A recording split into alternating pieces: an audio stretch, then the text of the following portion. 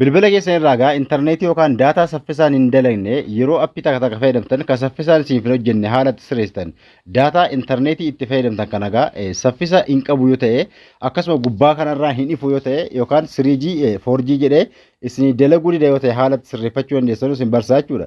Bilbilli takka takka osoo itti fayyadamtanuu gubbaarraan ni bada daataan galatoftanii yoo gubbaarraa ilaaltan daataan gubbaa kanarratti isin ifu jechuudha. Kana haala kamiin akka sirreeffattan hammas kan gubbaarratti isin baanes haala kamiin akka ol baaftanuu fi yeroo itti fayyadamtan keessatti intarneetii bilbilaa kana saffisaan akka itti fayyadamtanuu 4G irra jiraate gara akkasuma 5G haala kamiin akka gootanii itti fayyadamuu dandeessan. Kana jechuun 3G yoo ta'e ni naannaa appii fedhe haa ta'u TikTokii, Facebookii haa ta'u yoo 3G irra jiraate osoo isin appii takka ilaalin daataa isin jalaa dhumaa. Kanaafuu kana haala kamiin akka 4G irra kaawwattanii saffisaan waan ilaaluu barbaadan takka ilaaluu dandeessanuun isin barsiisa jechuudha. Intarneetii yookaan daataa saffisa hin qabne kan ammallee gubbaarraa hin ifne haala kamiin akka sirreeffattan sababa inni saffisa dhabeef siitingeelee sirreeffachuu qabdan hunda isin agarsiisa viidiyoo kana keessatti. Namoonni haaraa taatan chaanaalii kana sabiskiraayibii gochuudhaan gaa viidiyoo yeroo dhaggeeffattan laayikii tuquun dhaggeeffadha.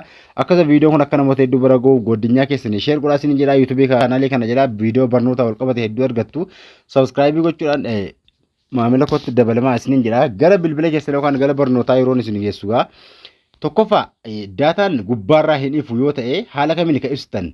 Kana jechuun 4G yoo ta'e yookaan immoo 3G yoo jiraate haala kamiin akka sirreessan. Gubbaa kanarra hin jiru yoo ta'e bilbila keessa irraa siitingii irra eega seentanii awwala connection siitingii irra eega seentanii egaa connection bakka jedhu awwala tuquudhaan gubbaa kanarraa hin ifu yoo ta'e asirratti kan isin ibsuu dandeessan asirraan jechuudha. Asirratti mobaayil neetworkii bakka jedhu kana eega tuqxanii mobaayil neetworkii keessaa gajjallaa kaa dhufuudhaan gaa asset point name asirratti daataan gubbaarraa hin ifu yoo ta'e maal gootu haala kanaa jechuudha. Fakka gubbaarraa hin egaa sirreeffachuudhaaf yoo safarkoomii ta'e akkasuma sim kaardii keessan Itiyoo Telekoom yoo ta'es asirratti sim kaardii kana ittiin asirratti maqaa sim kaardii sanaa itti guuttu jechuudha. Yoo safarkoom ta'e safarkoom jettu asirratti gajjallaa irratti immoo akkasuma maal jettanii asirratti gaa intarneet jettanii bartee isin rakkoo qabu safarkoom jettanus baay'ee ni fudhata jechuudha. Asirratti kana eega fixanii tuqaa sadan kaa tuquudhaan seefii bakka jettu kaa seefii gootu jechuudha. Sana booda daataan gubbaarraa eefa yoo Itiyoo Telekoom ta'es Itiyoo Telekoom jettaniitu itti barsiistu haalammaa isin agarseen yoo sim kaardii isin daataa itti fayyadamaa jirtan kun Itiyoo Telekoom ta'e itti ni bantu jechuudha.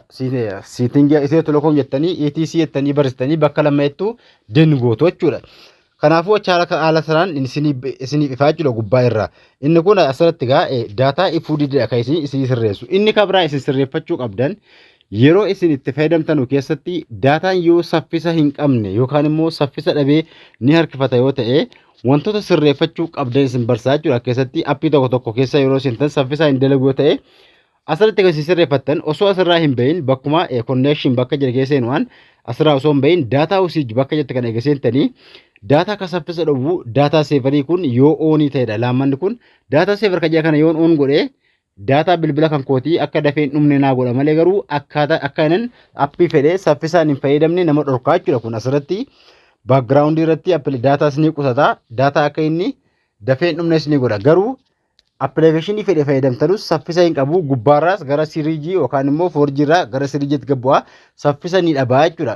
Kanaafuu daataa seevarii kana ofii gootu jechuudha. Daataa seevarii jechuun daataa qusachuu yoo daataa qusattan immoo xirraashuma waa takka ilaaluu isin dhorkaa appii takka yoo isin dawwalachuu jettan saffisaan isiniif hin bilbilu jechuudha. Kanaafuu kana ofirraa cufuudhaan yeroo dawwalachuu barbaaddan irratti akka isin saffisaan dawwalattanu isin gargaara jechuudha. Kun saffisa isinii dabala jechuudha.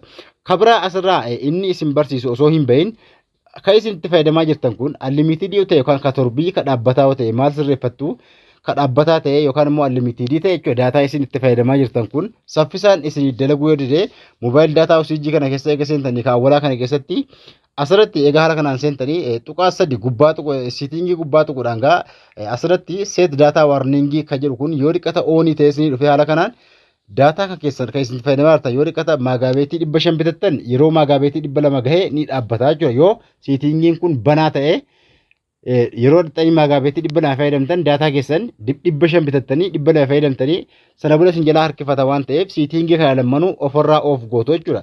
Siitingiilee kun lamman maanni keenya isin gargaaru daataa itti fayyadamaa jirtan kana akkasuma yeroo isin fayyadamaa jirtan saffisa akka inni saffisa isin dalagne isin jaa dhorkaa jechuudha daataa fayyadamaa jirtan kana.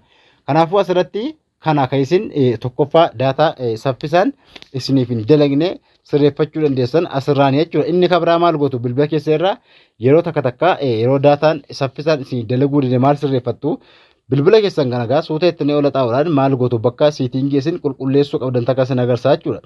Siitingii isin qulqulleessuu qabdan bilbila keessan gaa bakka appilikeeshinii jedhanii barbaaddu bakka appilikeeshinii kana irra gatuqxu jechuudha. Asirra eega tuqxanii irraa kana ni haxooftu hanga macarashaa xaa'uudhaan maal barbaaddu siim kaardii ni barbaaddu. Asirratti siim bakka jedhu kun lama teessi ni baasa. Siimii kana tokkumara gaxuquudhaan gaa siim kaardii daataatti fayyadamaa jirte irra eega gaxuqxanii asirra dhufuudhaan asirratti stooreejii bakka jedhe kana yeroo takkanii tuqxu stooreejii keessaa kileer daataa dhiiftanii kileer cheech kan jette kana ni qulqulleessitu jechuudha. Kileer daataa keessin qulqulleessitan yoo kileer daataa kana kileer gootanii osoo maagaabeetii irratti hin bitin yookaan siim isaatti daataa bittanii fayyadamuun eegalii yoo kileer gootan ni qulqulleessa garuu waan akkasiin jalaan balleessu. Kileer cheechii kana yeroo hunda irra galtanii qulqulleessuu qabdu jechuudha.